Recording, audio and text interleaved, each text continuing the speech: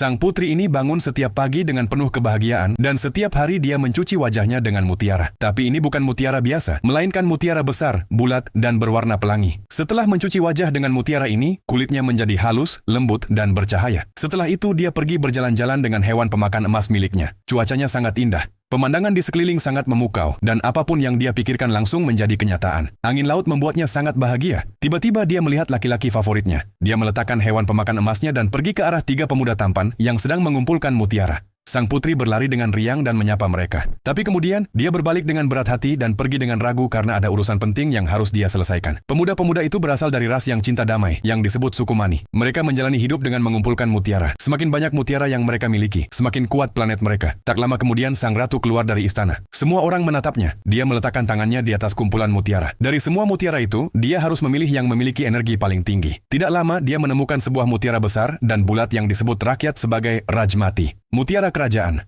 Dia memberikan mutiara itu kepada asistennya, yang kemudian membawanya ke tempat suci milik suku Mani.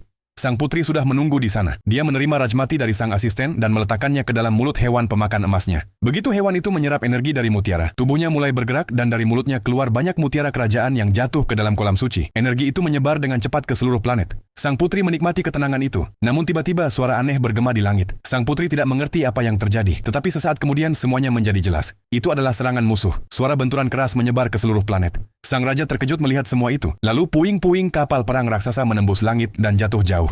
Melihat hal itu, sang raja segera memerintahkan semua orang untuk mencari tempat yang aman. Sang putri panik dan mulai berlari. Planet itu mulai hancur, dan dia harus menemui ayahnya bagaimanapun caranya. Hewan pemakan emasnya yang ditinggalkan tadi meringkuk ketakutan di sudut. Ketika sang putri tiba di tengah istana, tidak ada siapa-siapa di sana. Dia memanggil ayahnya dengan keras, tapi hanya suara kehancuran yang terdengar dari kejauhan. Sementara itu, sang raja dan rakyatnya menyaksikan pemandangan mengerikan lainnya. Sebuah kapal perang besar lainnya menabrak pulau di kejauhan. Tanah mulai bergetar. Sang raja memerintahkan semua orang untuk bersembunyi di bawah puing-puing. Orang-orang bersatu dan mulai menutup beberapa pintu. Namun saat pintu hendak ditutup, pegangannya patah. Pada saat itu, sang putri datang berlari. Sang ratu memanggilnya. Sang putri memohon kepada ayahnya untuk membuka pintu dan membiarkannya masuk. Namun ketika dia melihat wajah ayahnya yang tak berdaya, dia pun mengerti semuanya. Sekarang, yang bisa dia lakukan hanyalah memberikan salam perpisahan terakhir. Sang ratu dan yang lainnya hanya bisa menyaksikan semuanya dengan penuh keputusasaan. Kemudian gelombang ledakan besar datang, dan sang putri dengan diam-diam mengucapkan selamat tinggal kepada ayahnya.